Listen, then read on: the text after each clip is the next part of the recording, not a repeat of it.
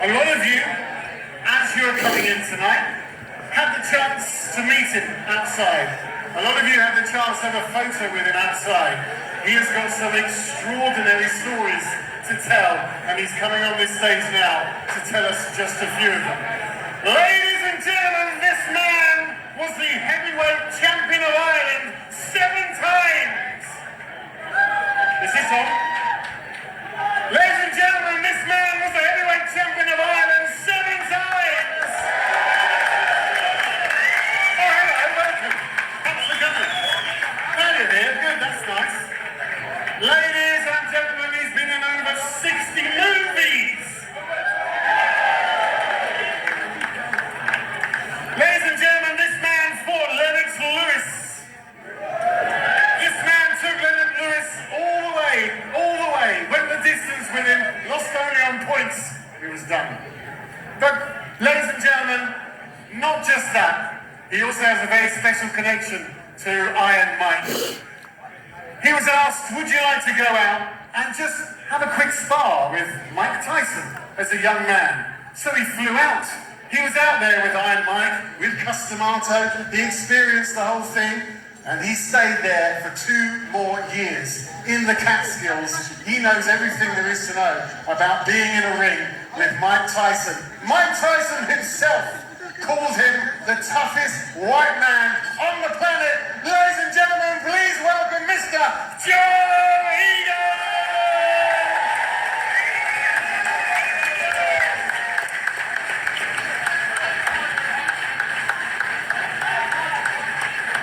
Welcome, Joe. That's a lovely introduction. After hearing that, after hearing that introduction, I was looking forward to meeting myself to tell you the truth. No, it's great to be here in Dublin. I'm from Ringsend. Oh, but I live in the UK. Ireland's greatest export has always been its people. I know Brendan well, God rest the man. His boys Dominic and John, they trained a week about Jim. Brendan produced some great champions. But my story I'm going to tell you is a little bit now. But I just want to say there's 2 ladies in the audience, Dawn and Bally. Dawn is going to be married soon to one of my very best friends, and actually one of Mike's very best friends, Andy Booker. So Dawn, happy birthday, and Bally, happy birthday.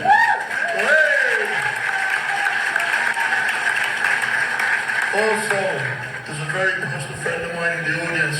I want to introduce him, Darren Summers. He was the 3 times world's full contact martial arts champion and was recently just inducted into the world's martial arts halls of fame. He's an incredible martial artist and he is a 7th Dan.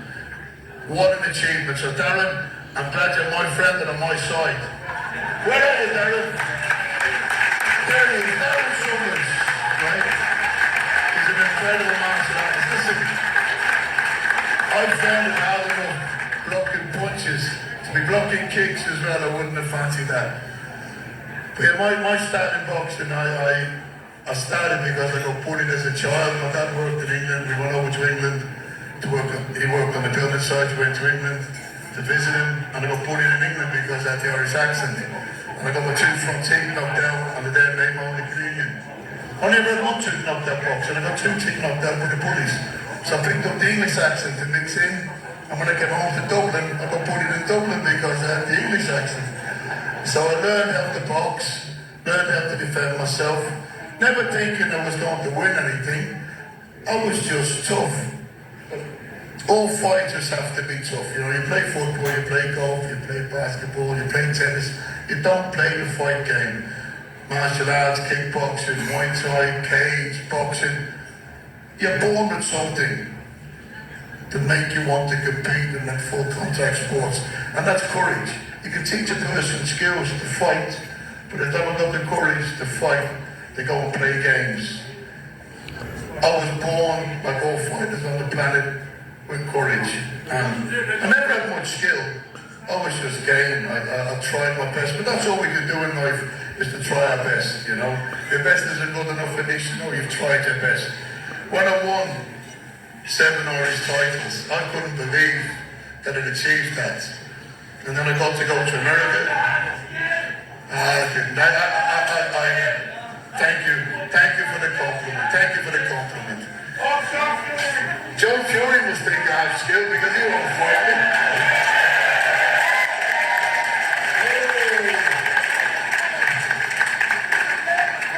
Listen. I've been offered a lot of money to fight him, you know. It's sad that he won't take the fight. The man insulted me. You know, I've worked in over 60 movies. I've worked with 4 Academy Award winners. And there was a premiere of a movie. Listen. He's not a good ambassador for boxing. He's not a good ambassador for the Fury family. He's not a good ambassador for the travelling community. The man's a bully and a thug. And I'd like to put manners on that man to tell you the truth, you know. Anyway, when I went out to America, I boxed in Atlantic City. I was 17 years of age. I left school when I was 14. I was on the doors of nightclubs at 15. Some years that are older here in this venue. I started the door on Jewish nightclub in Bangor Street, Balls Bridge, and it was the old Chicago's. And I was 15 years of age. Declan Foley, Johnny McIntyre, Johnny Nugent, and I was owned by Pat Gibbons at the Sands Hotel in Port Manning. And I was 15. They thought I was 21, but I was big for my age. But I wasn't a mature, strong person at 15. I was just game. But when I went out to America at 17, I won the Irish title, junior, senior, under 19, and I boxed the big Marine Sergeant, William Dawson. He was 28, he was a mature man, and he battered me. But I gave a good account of myself. Roy Patterson was in attendance. He took a great interest in the Irish team because he was married to a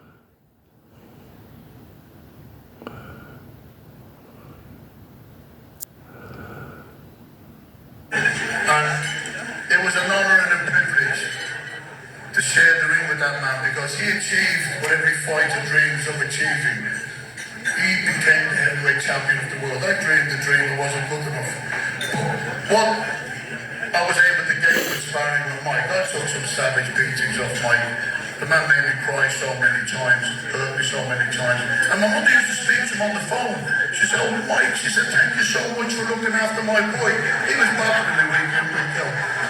You know, but what it done was, it gave me the confidence to think, well, if I can take the punishment of Mike Tyson, I can take the punishment of anybody.